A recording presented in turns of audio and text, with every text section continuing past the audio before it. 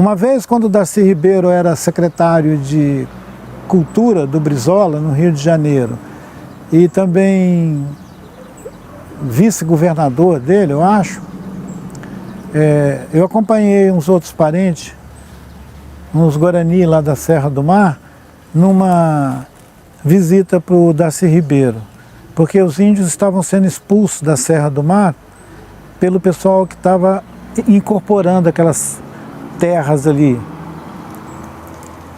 E isso foi na época que ele era secretário de Cultura do Brizola.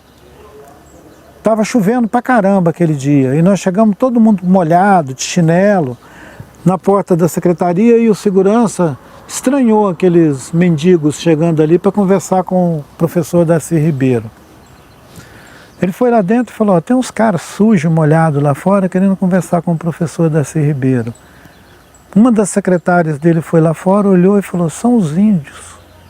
Foi lá dentro e falou com o Darcy, tem uns índios lá fora querendo te ver. Aí ele disse, ora, põe eles para dentro, traz eles aqui.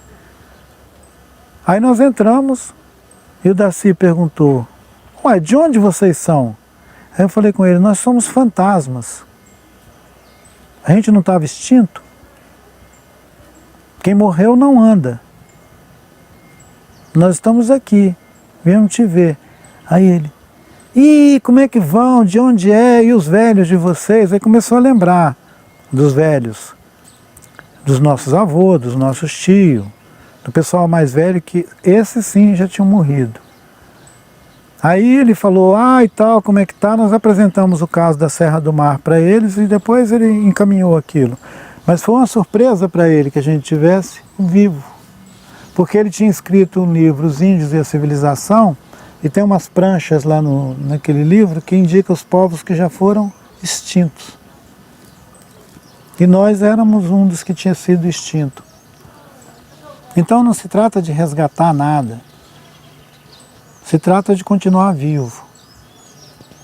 Esse discurso de resgate ele é um discurso que acomoda as injustiças e sugere que um miserável que nasceu e viveu levando tiro na favela vai resgatar alguma coisa. Ele não vai resgatar nada. Se ele não morrer, ele vai sobreviver.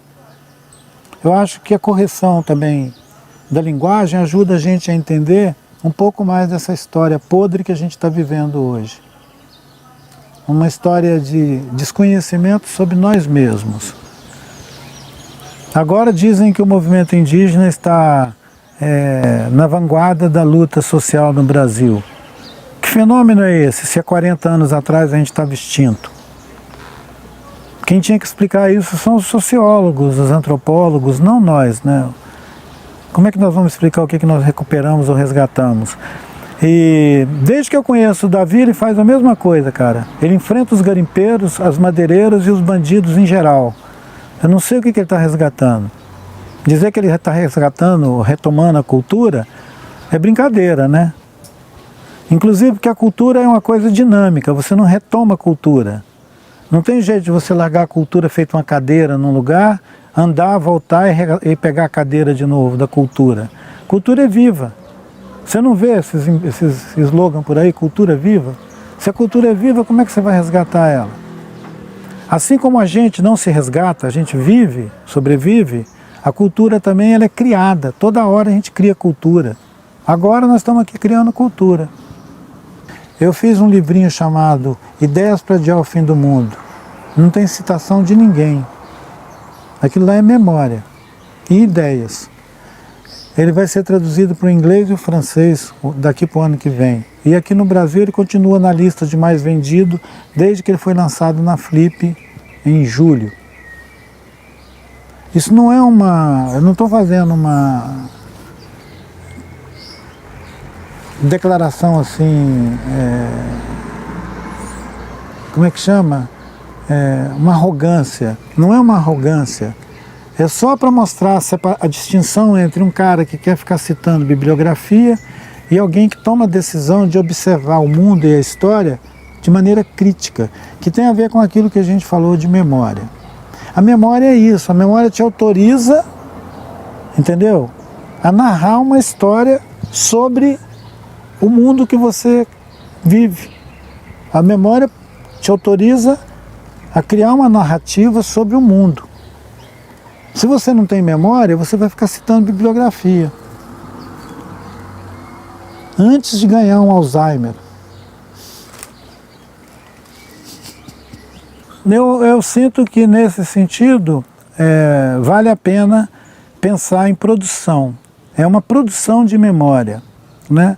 Porque se você vê um povo que foi totalmente segregado, que foi humilhado, como os negros, por exemplo, na escravidão, ou como uma grande parte do povo brasileiro que vive na pobreza mais predatória e que perdem a memória de si, de quem são, né? Produzir memória sobre si como coletivo, como ser social, ela é um fenômeno maravilhoso e eu acho que ela é uma ação política ativa.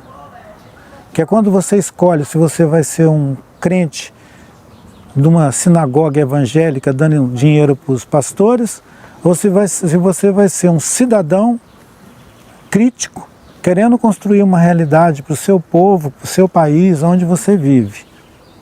Sem se render a toda essa pregação ideológica e teológica que rola por aí, né? Porque a memória, ela tem a capacidade de te pôr de pé diante das afrontas de uma maneira crítica. A memória é a consciência crítica.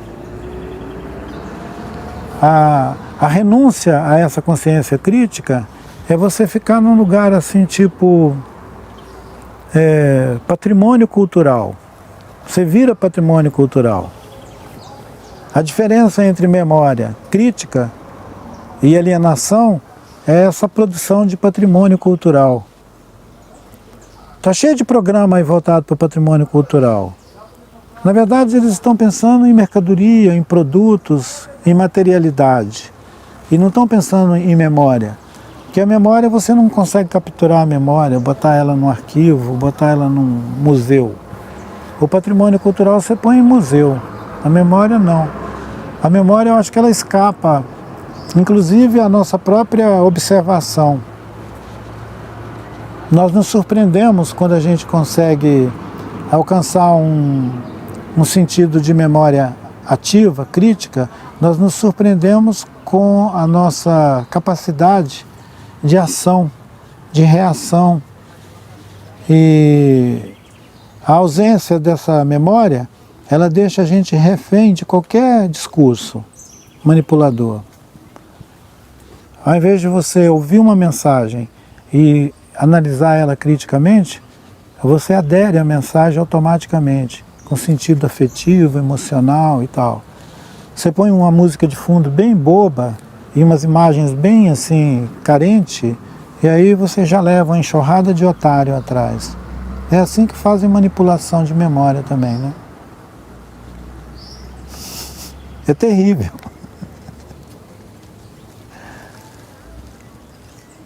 Enxergar isso dói.